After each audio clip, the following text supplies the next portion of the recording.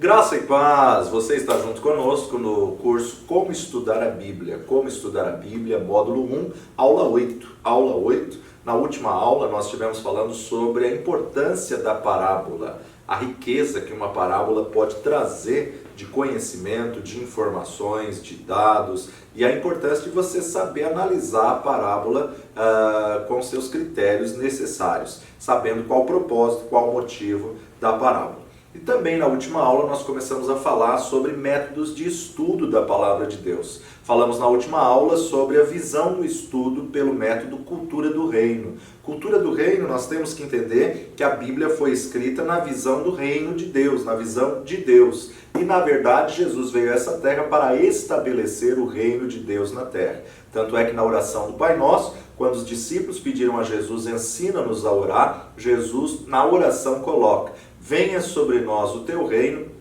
seja feita a tua vontade na terra, assim como ela já é nos céus. Então a nossa visão não é estabelecer uma forma de governo humano, não é estabelecer justamente costumes e os usos humanos, mas sim o costume e uso bíblico de Deus, da visão do reino de Deus. Isso é muito importante você analisar em cada texto, em cada profecia, em cada verdade, em cada doutrina estabelecida da palavra de Deus, você sempre analisar com o prisma de Deus. Porque o sistema de governo de Deus é monarquia, é teocracia. O sistema de governo de Deus é Deus manda, e nós não temos aí o direito de poder discordar ou desobedecer os seus princípios, seus preceitos e suas leis. Ele estabeleceu a Constituição e ele registrou essa Constituição na sua palavra, e ele nos apresentou através da sua palavra, e cabe a nós obedecer e submeter à verdade da sua palavra. Cada texto, cada doutrina, cada passagem que você for estudar, sempre você tem que pensar: o que Deus diz sobre isso? Qual é a vontade de Deus expressa nesse texto? E qual é a passagem, qual é, na verdade, a visão de Deus dentro da passagem que você está analisando? Hoje nós vamos mostrar outras formas de estudo, né? Não se esqueça que nossa matéria é como estudar a Bíblia, né? Então estamos apresentando agora formas, maneiras, né? Nossa primeira parte do curso nós vimos aí sobre a importância da análise gramatical, de interpretação do texto, da análise literária do texto, falando sobre os recursos literários e sobre as figuras de linguagem, e agora nós estamos mostrando métodos de estudo, maneiras de você estudar a verdade da palavra de Deus. Além de você ter que sempre pensar sobre a cultura do reino e a visão do reino de Deus, também você tem que analisar pela visão ministerial, a visão ministerial da palavra do Deus Todo-Poderoso. Visão ministerial, estudo pela visão ministerial, nós temos que entender quais são os ministérios da dispensação da graça. E os ministérios da dispensação da graça, o próprio Jesus apresentou quando Paulo traz a revelação em Efésios capítulo 4, nós podemos observar aí os 5 ministérios.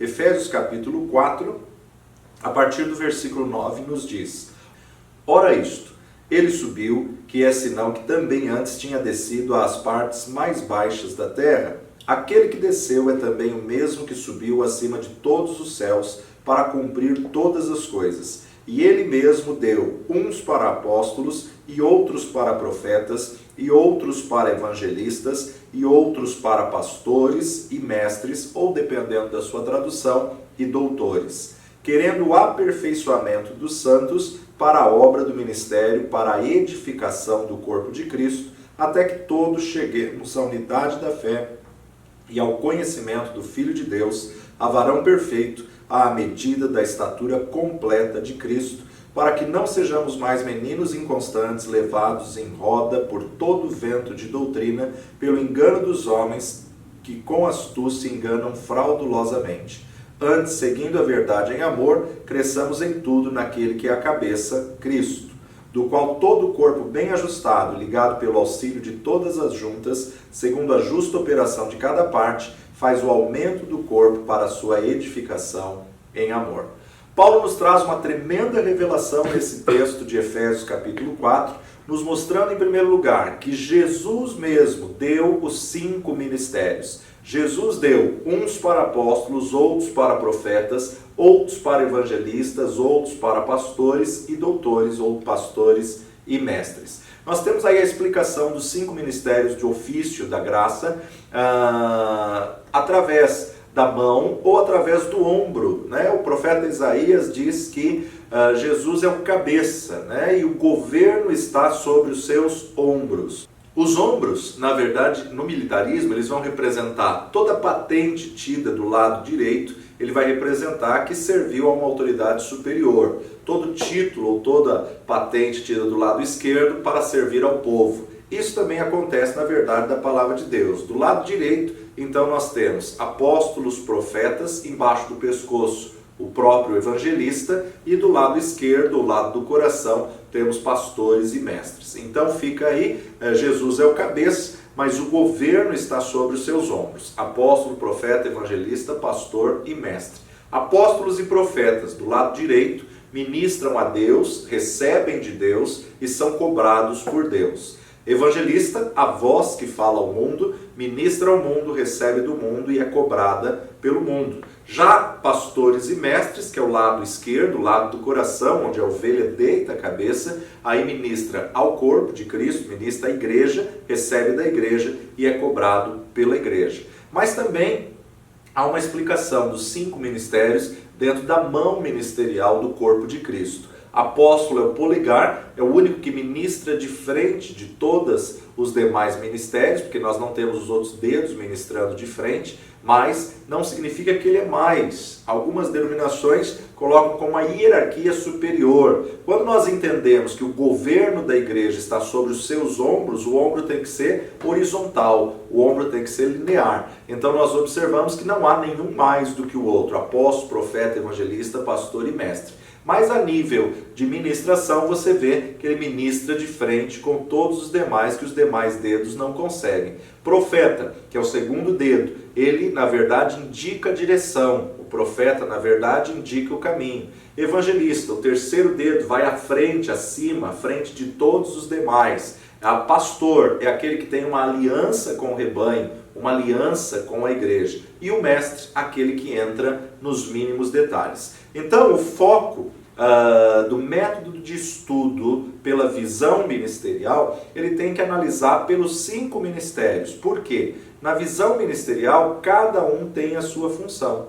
A visão apostólica é uma visão mais abrangente, que vai se preocupar, na verdade, com o fundamento, com o alicerce. A visão apostólica, tanto é que a Bíblia nos diz, perseveravam na doutrina dos apóstolos. A visão profética, ela é uma visão mais de direção, ela é uma visão mais de guiar os passos. A visão evangelística, ela é uma visão que, na verdade, vai sempre fazer o apelo ao pecador, o apelo àquele que ele expressa. A visão pastoral vai cuidar do rebanho, vai cuidar da ovelha justamente como uma pessoa. E a visão do mestre é a visão do ensino. Então, quando fazemos o método de estudo pela visão ministerial, nós vamos observar que a visão de alinhamento, ela vai além de um conceito. Nós podemos interpretar o texto pela visão apostólica, o mesmo texto nós podemos interpretar pela visão profética, pela visão evangelística, pela visão pastoral ou pela visão de ensino.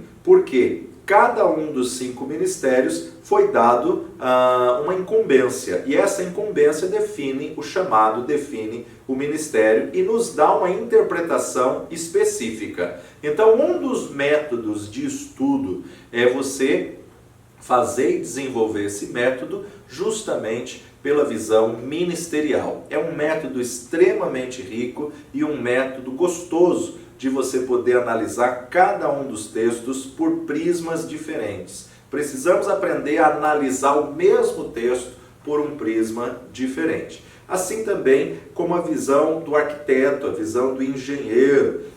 O morador da casa, muitas vezes, ele entra dentro dos cômodos só pelo caminho que lhe é traçado. Ele, na verdade, vai ter que observar aonde está a porta, por onde ele vai passar, onde está o corredor, e ele tem aquela visão limitada. Mas o engenheiro, o mestre de obras e o arquiteto, Muitas vezes ele vai ver a casa por cima, muitas vezes ele vai ver por um prisma da janela, onde bate o sol, aonde vai ter uma melhor ventilação. Então ele tem que ter uma visão mais abrangente. O método de ensino pela visão ministerial vai te levar a uma visão mais abrangente. Então é importante você aprender a analisar por prismas diferentes, considerando modos diferentes de enxergar uma mesma passagem bíblica. É como você visualizar um quarto, uma casa, a planta de uma casa, por prismas diferentes. Tudo está lá, mas quando você vê por outros prismas, você identifica a riqueza de detalhes, você identifica outras coisas. Vamos dar um exemplo para que você possa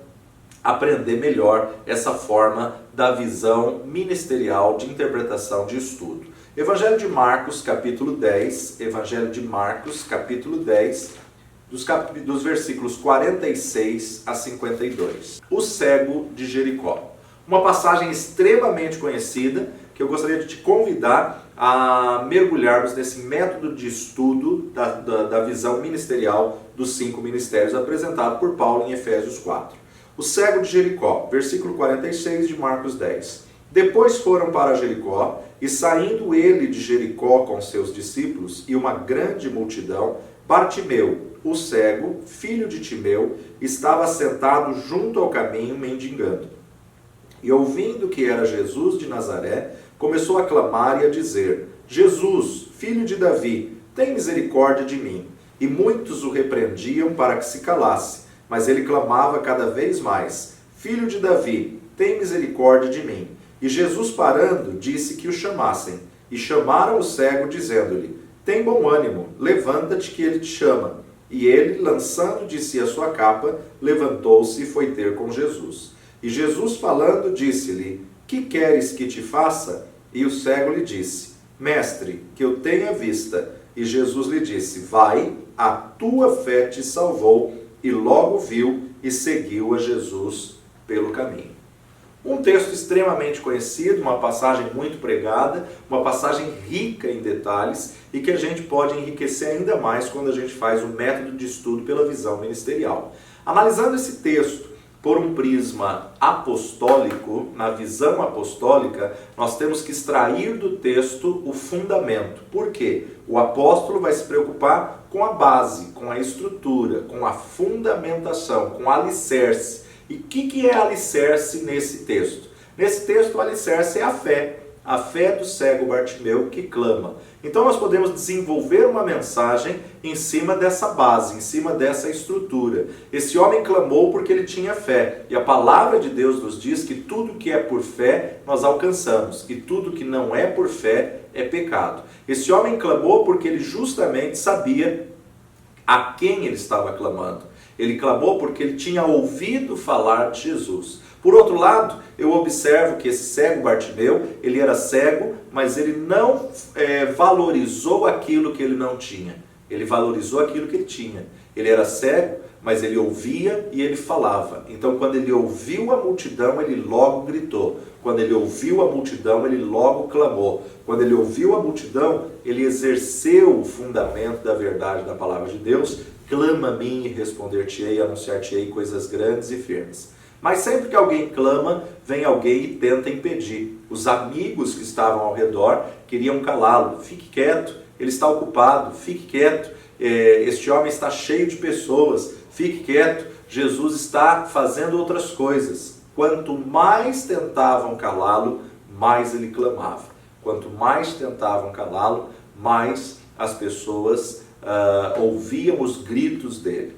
Algumas coisas me chamam a atenção nesse texto. A primeira delas, a multidão que rodeava Jesus, ninguém saiu para ir buscar o cego. Não houve uma pessoa sequer, não houve um discípulo de Jesus que pôde ir até este cego para conduzir ele à presença de Jesus. Será que nós, como igreja, muitas vezes não temos dado ouvido aos que estão gritando à beira do caminho? Será que nós, como igreja, muitas vezes não temos dado atenção aos que pararam no caminho e aos que estão clamando por um socorro? Vale a pena a gente refletir. Então, quando nós analisamos o texto com o prisma apostólico, nós temos que levantar, destacar qual é o fundamento, quais são os alicerces. O fundamento desse texto é fé. Uma fé que, mesmo estando à beira do caminho, clama. Mesmo estando à beira do caminho, roga a Deus por socorro. Segundo análise desse texto é pela visão profética. O profeta, ele tem a liberdade de tirar um texto do contexto para poder trazer uma mensagem de Deus contextualizada à vida da pessoa ou à situação que ele está vivendo. O profeta, na verdade, ele pode trazer a revelação do texto para a ocasião presente, desde que ele não quebre os princípios da hermenêutica, desde que ele não quebre os princípios de interpretação da palavra de Deus. Então nós observamos aqui numa visão profética, contextualizada, a mensagem para os dias de hoje, nós podemos dizer, talvez muitos não estejam cegos fisicamente, literalmente, como este cego que estava sentado à beira do caminho de Jericó. Mas muitos estão cegos diante de um problema, diante de uma dificuldade. Qual é a tua cegueira espiritual ou física? Qual é a tua cegueira diante de um problema, de uma dívida, de uma enfermidade? Qual é a situação que você não vê saída? Você tem feito o que este cego tem feito? Você tem feito o que este cego fez? Você tem realmente clamado a Deus, rogando por socorro? E embora as circunstâncias ao teu redor vão tentar te calar, continue clamando, continue pedindo, até atrair a atenção de Jesus, até atrair a atenção do Mestre, que ele mesmo diz, tudo quanto pedirdes em meu nome, crendo, recebereis. Então o profeta vai colocar a interpretação do texto numa situação atual, numa situação pessoal, ou seja, numa aplicação para a vida. Qual a situação que está deixando você cego? Qual circunstância que não te deixa enxergar uma saída?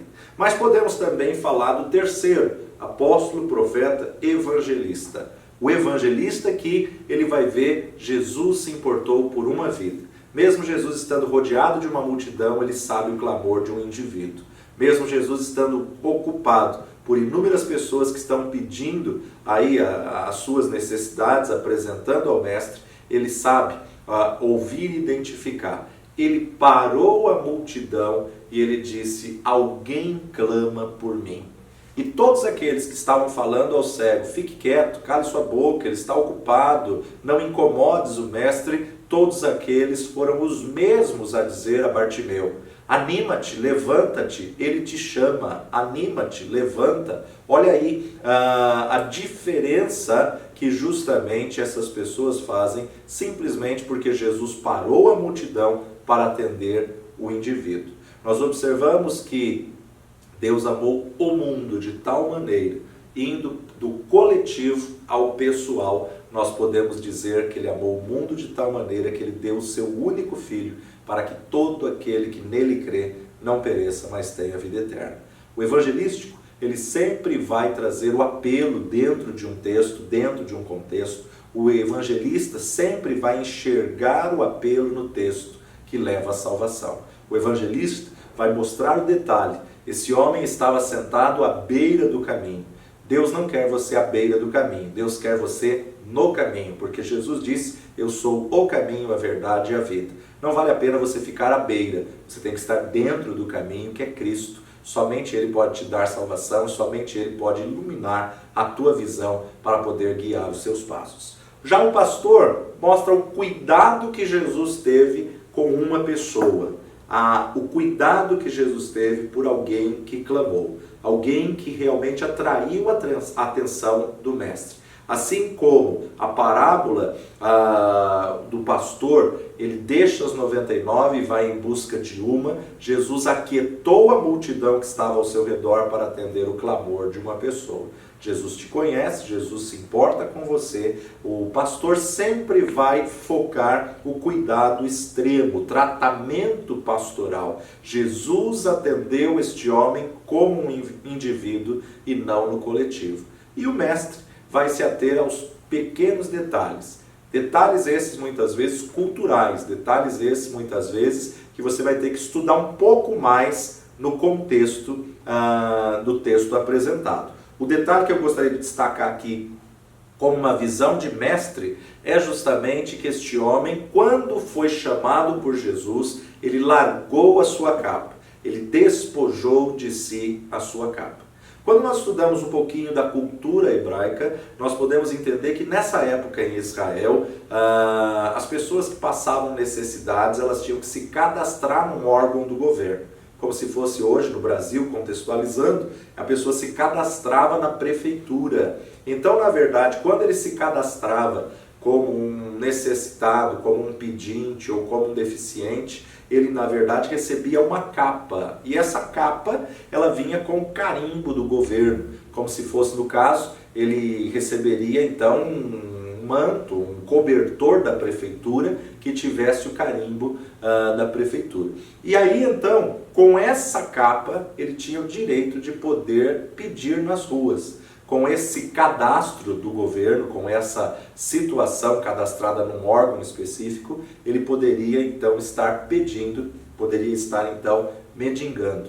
Então nós observamos que quando ele se levanta e quando ele despoja de si a sua capa, quando ele lança de si a sua capa, nós observamos que ele está dizendo num ato de fé, não vou precisar mais do benefício. Não vou precisar mais que alguém me ajude dessa forma. Se Jesus me chamou, eu estou indo ao encontro do meu milagre. Então o mestre, ele na verdade vai explorar alguma coisa do texto que ele vai ter que pesquisar algo mais, que ele vai ter que explorar, lapidar algo mais profundo. E aí nós observamos que sempre para seguirmos a Jesus, nós temos que largar algo. Esse homem teve que largar a capa. A mulher no poço de Samaria teve que deixar o cântaro para poder seguir a Jesus. E cada um de nós tem que deixar alguma coisa para poder seguir o Mestre. Então, quando nós analisamos um mesmo texto com um método de estudo da visão ministerial, nós podemos enriquecer o texto. Através de apóstolos, profetas, evangelistas, pastores e mestres, nós podemos dar uma interpretação com uma visão específica. Focando sempre que o apóstolo vai trabalhar com fundamento, o apóstolo vai trabalhar com alicerce, o apóstolo vai trabalhar com estruturas, o profeta vai trabalhar com direção, o evangelista com apelo, o pastor com cuidado à vida da pessoa e o mestre entrando nos mínimos detalhes, abordando os mínimos detalhes. Nós poderíamos explorar diversos textos com esse método de ensino de visão ministerial. Vamos para o texto de Marcos, capítulo 5, Evangelho segundo Marcos, capítulo 5, dos versículos 25 a 34.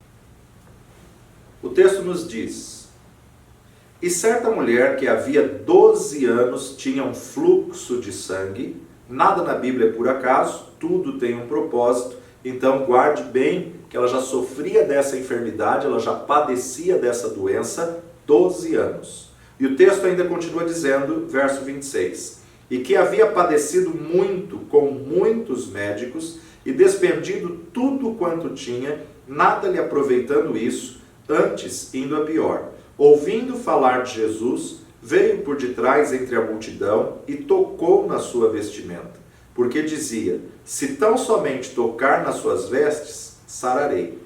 E logo se lhe secou a fonte do seu sangue e sentiu no seu corpo estar já curada daquele mal. E logo Jesus, conhecendo que a virtude de si mesmo saíra, voltou-se para a multidão e disse, quem tocou nas minhas vestes?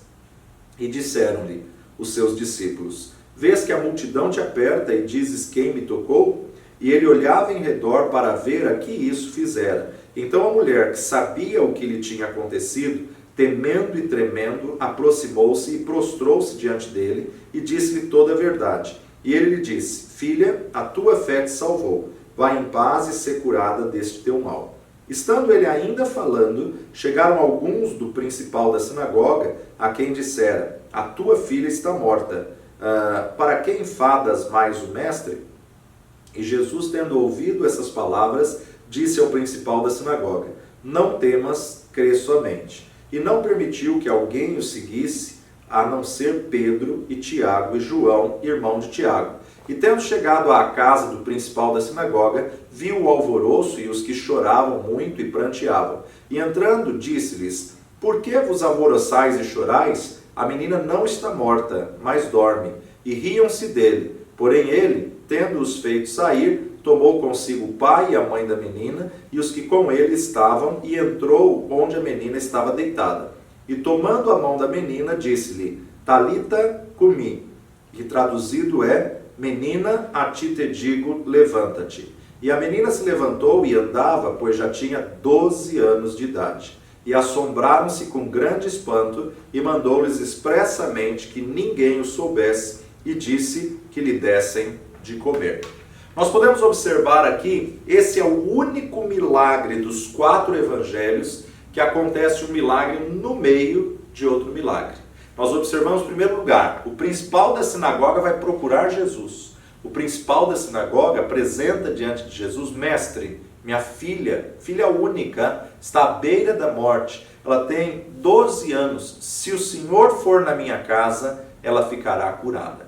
Em primeiro lugar, o principal da sinagoga, para poder ir buscar alguém ou para poder pedir algo a alguém, ele está colocando em risco a sua posição na sinagoga. Ele está colocando em risco o seu ofício na sinagoga.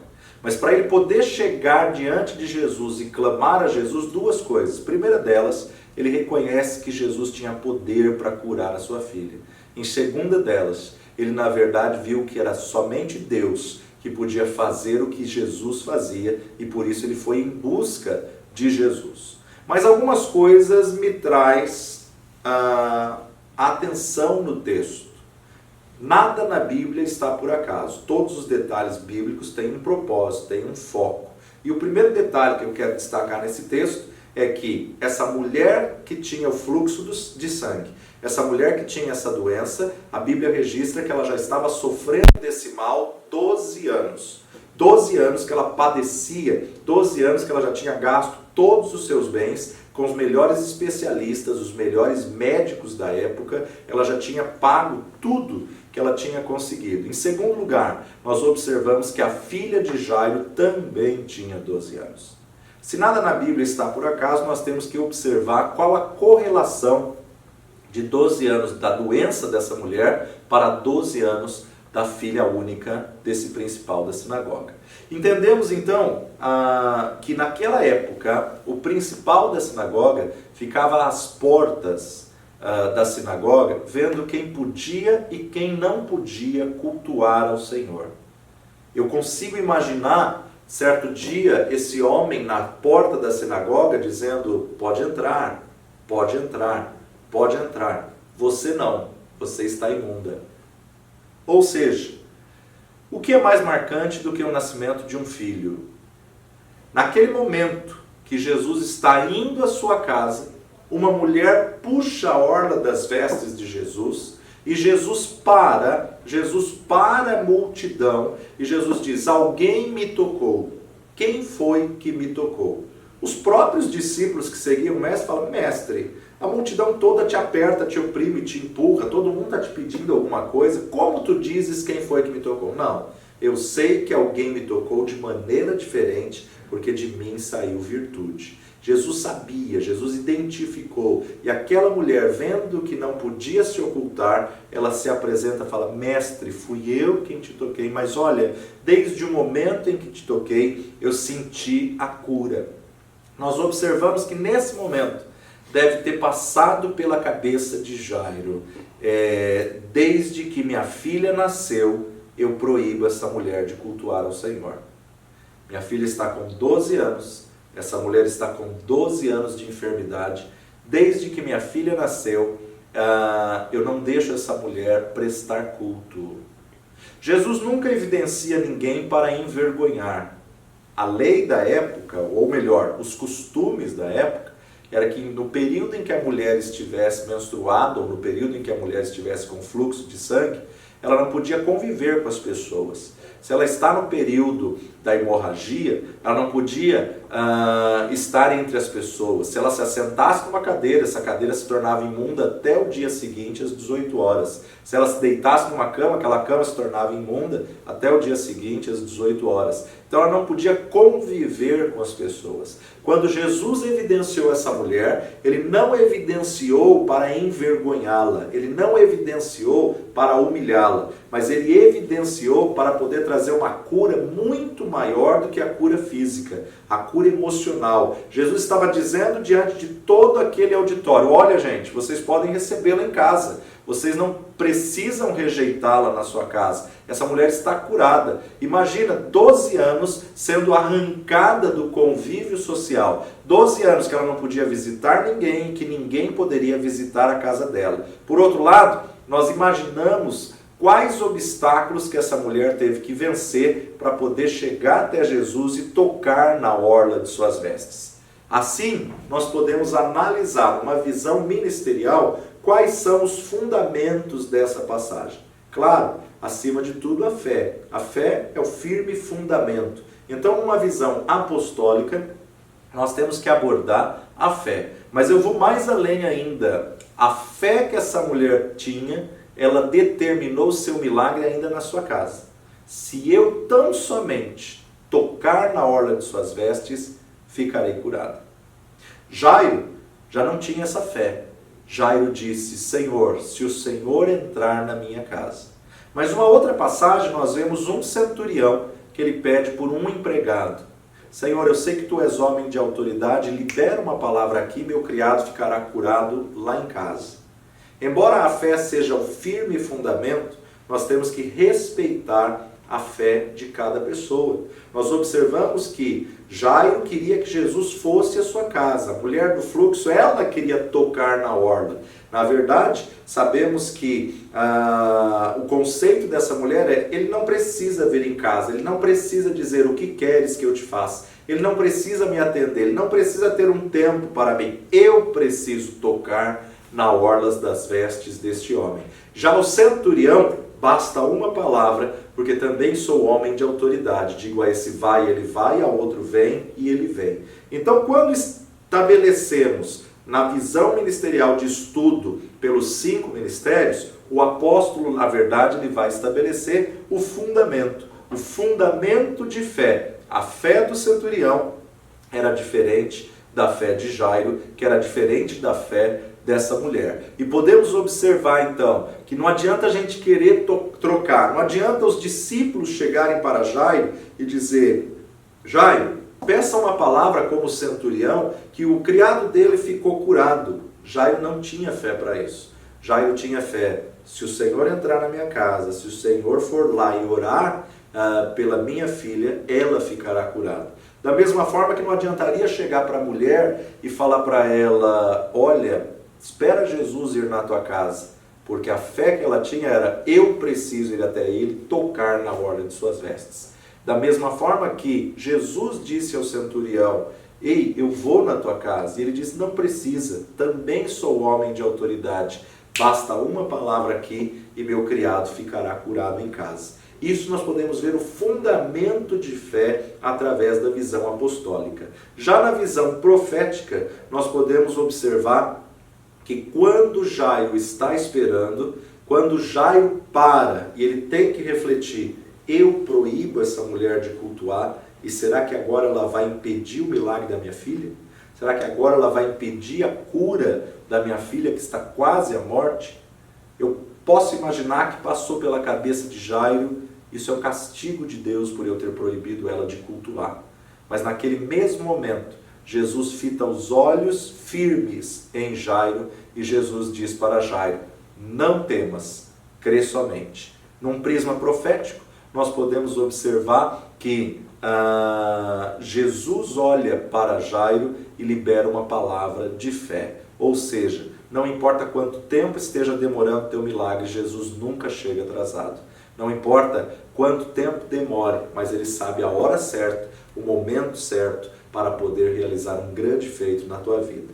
Já a nível evangelístico, nós podemos ir até mais além. A mulher, quando está com fluxo de sangue, na verdade, ela não está no período fértil. quando a mulher está no fluxo de sangue, ela não pode gerar. Até quando a igreja do Senhor Jesus Cristo vai estar perdendo sangue?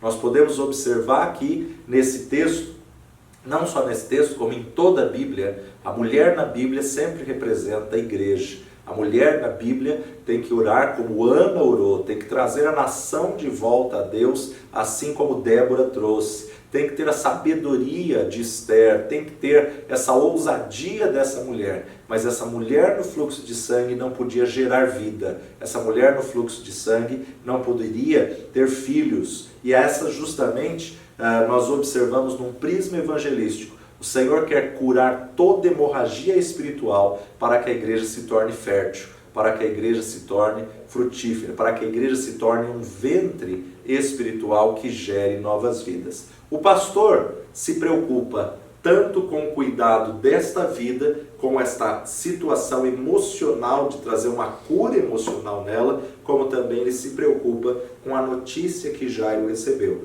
Não temas, crê somente. Quando ele chega na casa de Jairo, ele manda sair todos os incrédulos, ele manda sair todos os telespectadores, e ele deixa ali somente Pedro, Tiago, João, o pai e a mãe da menina, e ele toma a menina pelas mãos, e ele diz, Talitá cumi, menina, a ti te digo, levanta-te. Já o mestre explora todos esses detalhes e recursos vistos até aqui. Então, uma das formas de nós podermos fazer a análise pelo método de estudo da visão ministerial vai nos trazer a riqueza do que cada ministério tem como explorar. A riqueza onde nós podemos explorar um pouco mais do texto. Dentro desse método do estudo da visão ministerial definida por Paulo quando apresentou que Jesus trouxe os 5 ministérios, nós podemos abranger uma forma de expressar o sermão muito maior. Não só no Novo Testamento, como também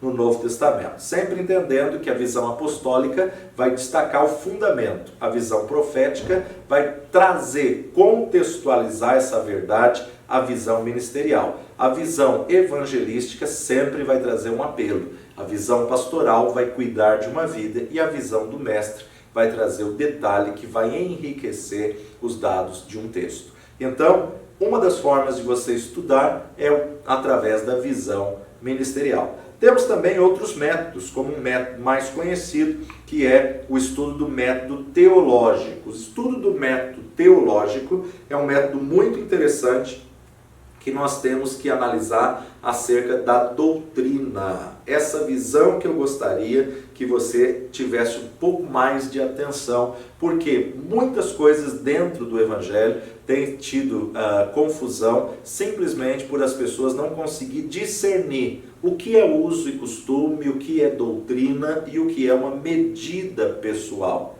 Então, a Bíblia é a nossa fonte de conhecimentos teológicos. Em alguns dos seus livros, o ensinamento doutrinário está explícito. Em alguns dos livros da Bíblia, o ensinamento doutrinário está presente em todo o livro de forma implícita e já em outros de forma explícita. Há livros no Novo Testamento, especialmente nas epístolas de Paulo, nos quais o principal objetivo era transmitir o ensinamento teológico. Era justamente estabelecer doutrina, a doutrina dos apóstolos. Então aí você vai observar que a carta vai ter esse teor teológico, a carta vai ter esse teor doutrinário. Apesar de a Bíblia estar cheia de ensinamentos teológicos, poucas vezes eles são encontrados, registrados de forma sistemática. Sistematizar a doutrina bíblica é um privilégio do estudante da Bíblia. Sistematizar a doutrina bíblica. Para um bom desenvolvimento do método teológico, nós temos que distinguir doutrina de usos e costumes de medida. São 3 coisas fundamentais que vai te ajudar na interpretação de muitas ocorrências dentro do ministério ou dentro da palavra a ser pregada. A doutrina, nós temos que entender que ela sempre vai ser universal e imutável. Doutrina é a própria palavra de Deus. Doutrina, ela não muda. não depende da nação em que você está, do país em que você está, não depende de usos e costumes, não depende de cultura. A doutrina, na verdade, é o estabelecimento dos preceitos de Deus. A doutrina, ela tem que transcender qualquer denominação, qualquer cultura da sociedade, qualquer usos e costumes local. A doutrina, ela tem que ter, na verdade, algo estabelecido como universal e imutável. Ou seja, a interpretação pessoal não está na doutrina. A doutrina, na verdade, ela transcende todas essas coisas e existem pelo menos 10 pontos doutrinários básicos para nós podermos estabelecer a fé cristã. E quando você entende esses 10 pontos doutrinários, você já tem uma base, uma estrutura, um fundamento para poder analisar e julgar qualquer situação que acontece no ministério. Então, doutrina, ela é abrangente, ela é universal, ela é mundial, ela é imutável. Usos e costumes. Usos e costumes pode ser denominacional, pode ser regional ou pode ser local. Existem regiões que têm o costume de tal coisa. Existem nações que têm o costume de outras coisas. Então, na verdade, uso e costume, ele não leva à salvação.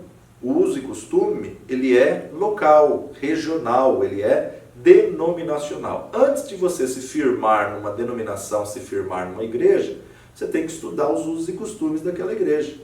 E existem usos e costumes que são bons. Existem usos e costumes que, na verdade, são éticos. Como, por exemplo, o uso do terno e gravata. Isso não salva ninguém, mas isso é um uso e costume de uma denominação. Postar-se decentemente diante do altar. Então, existem alguns usos e costumes que, na verdade, estão sendo pregados como doutrina. E esse é o grande erro. Porque o uso e costume, ele na verdade é local, é regional, é daquele grupo de pessoas, é daquela igreja, daquela denominação em si. E além do uso e costume, existe também a medida. A medida, ela é pessoal. O que significa uma medida pessoal? Pessoal significa uma revelação pessoal intransferível. Eu não posso dizer que não foi Deus que disse a uma pessoa para fazer algo. Se a pessoa chega com a convicção, olha, Deus me mostrou, Deus me deu um sonho, Deus me disse que eu tenho que fazer isso, eu não posso dizer que não foi Deus, porque é a pessoa que vai ter que analisar e entender isso. Porém, aquilo que Deus disse para ela como medida pessoal, não pode ser tido como doutrina coletiva. Deus pode dar medidas pessoais a cada um, Ele é Deus, Ele é Senhor, mas nós temos que entender que quem tem que cumprir aquela medida pessoal é aquela pessoa que recebeu aquela revelação. Então, nós temos que entender que a doutrina, ela é transcendente, ela é mundial, universal e imutável. Os usos e costumes, regional, local, denominacional. E a medida pessoal. Então vai reduzindo a abrangência. Então nenhuma medida pessoal pode ser adotada como doutrina. Sabemos que a algumas mulheres Deus deu a medida de não cortar o cabelo. Algumas mulheres Deus deu a medida de por um tempo não usar pintura. Deus sabe o propósito, o porquê. Deus sabe a razão e o motivo porque pediu isso àquela pessoa. Agora, essa pessoa não tem o direito de fazer essa medida pessoal uma doutrina da sua denominação. Essa pessoa não tem o direito de pegar essa medida pessoal e implantar entre todas as mulheres da igreja. Falamos aqui de cabelo e pintura, mas existem muitas outras coisas. Então, nós temos que distinguir o que é medida pessoal, o que é uso e costume denominacional e regional e o que é doutrina, que é universal. Aquilo que Deus pediu à pessoa é ela que deve cumprir, porque foi uma medida pessoal para ela. Um voto, uma consagração, um tempo, uma revelação pessoal. Mas no caso da doutrina, não. Então a confusão muitas vezes acontece quando a doutrina é pregada como usos e costumes e quando os usos e costumes é pregado como doutrina, ou quando a medida pessoal é pregada como uso e costume ou pregada como doutrina. Cada coisa é uma coisa diferente. Então nós temos que ter a definição de cada uma delas e entender como cada uma delas funciona. O estudo bíblico pelo método teológico, ele pode ser definido como um processo de investigar o texto bíblico ou investigar um livro da Bíblia individual ou a Bíblia como um todo para reunir, para comparar, para organizar as declarações doutrinárias. Seguindo as diretrizes desse método, nós podemos estudar não apenas um livro individual, mas sim a Bíblia inteira. Nós podemos estudar um tema doutrinário específico que é abordado na Bíblia de Gênesis a Apocalipse. Isso se faz a investigação de todo o livro da Bíblia para se encontrar e se considerar o material teológico explícito nele. O objetivo não deve ser o de espremer cada gota do conteúdo doutrinário, mas sim de determinar e salientar a mensagem teológica principal. Não se aceita como doutrina ocorrências em uma única passagem bíblica. Nunca se aceita como doutrina. Como é o caso do que Paulo instruiu à igreja de Corinto, que a mulher deveria pôr véu para orar e enfim, são coisas pessoais, particulares, são usos e costumes para a igreja de Corinto, devido à cultura que estava acontecendo na igreja de Corinto, que é uma outra oportunidade nós estaremos abordando.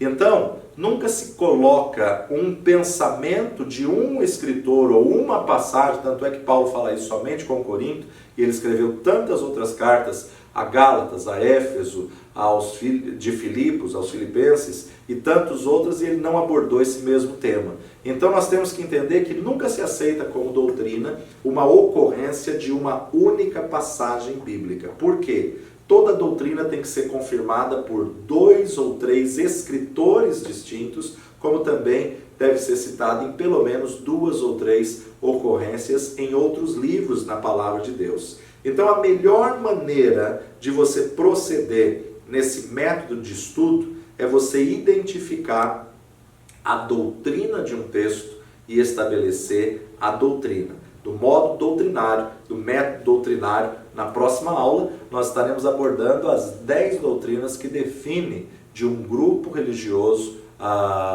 o credo religioso, que define se são cristãos ou não. Os 10 pontos doutrinários que vão definir se é uma seita, os 10 pontos doutrinários que vai nos dar um parâmetro para podermos analisar cada caso. Então nós temos que entender que existem inúmeros métodos de você poder estudar a Bíblia, porque a riqueza da Bíblia é inesgotável. E você pode criar o hábito, a prática, em mais de um dos métodos para poder extrair a riqueza deste método. A melhor maneira de proceder em cada método de estudo é justamente você se identificar com esse método e poder explorar o melhor que esse método tem para você. E assim, então, nós encerramos por aqui nossa aula de hoje, para que você possa saber a cada dia que pode ter uma medida pessoal, pode haver um uso e costume regional, denominacional, mas que a doutrina transcende a denominação e ultrapassa as fronteiras nacionais e atinge o mundo todo, porque toda doutrina é firmada na verdade da palavra de Deus, imutável e inerrante. Que o Senhor te abençoe, que o Senhor te fortaleça e que a cada dia você possa estar firmado nessas verdades do Senhor. Te vejo na próxima aula, que Deus te abençoe.